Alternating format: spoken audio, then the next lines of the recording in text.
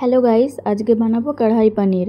তার জন্য একটা পনির নিয়ে নিয়েছি। পনিরটাকে ছোট ছোট করে কিউব শেপ করে কেটে নিয়েছি। একটা ক্যাপসিকাম প্রথমে চারদিকে কাট করে লাগিয়ে নিয়েছি যাতে কাটতে সুবিধা হয়। এভাবে খুব সহজেই বীজ বেরিয়ে যাবে। ভেতরেও আমি পরিষ্কার করে নেব। এরপরে লম্বা লম্বা করে প্রথমে কেটে নিয়েছি, দিয়ে স্কোয়ার শেপে কেটে নেব। আদা রসুনের পেস্ট ও টমেটো পেস্ট লাগবে। আর লাগছে দুটো পেঁয়াজ। পেঁয়াজগুলোকে প্রথমে 4 ভাগ করে কেটে নিতে হবে। এভাবে করলে খুব সহজেই পেঁয়াজের পাল্পগুলো বেরিয়ে যায়। হাফ পেঁয়াজ কুচি করে নিয়েছি।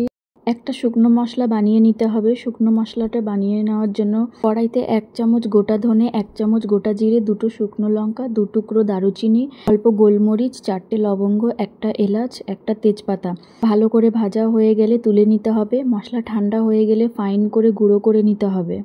তেল গরম হয়ে গেলে পনিরগুলো ভালো করে উল্টে পাল্টে হালকা কালার আসা পর্যন্ত ভেজে নিতে হবে।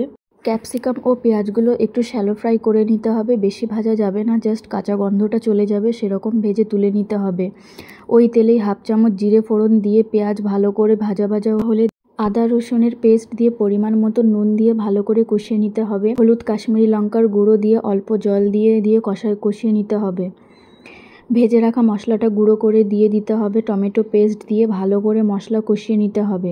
মশলা কষানো হলে ক্যাপসিকাম, পেঁয়াজ, পনির দিয়ে মশলার সাথে ভালো করে মিশিয়ে নিতে হবে।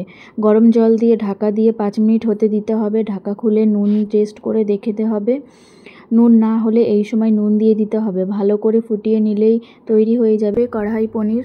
এই রেসিপিটি ভালো লাগলে আমার চ্যানেলটি লাইক, কমেন্ট, সাবস্ক্রাইব করবেন। সবাই ভালো থাকবে, সুস্থ থাকবে। Tata, bye bye.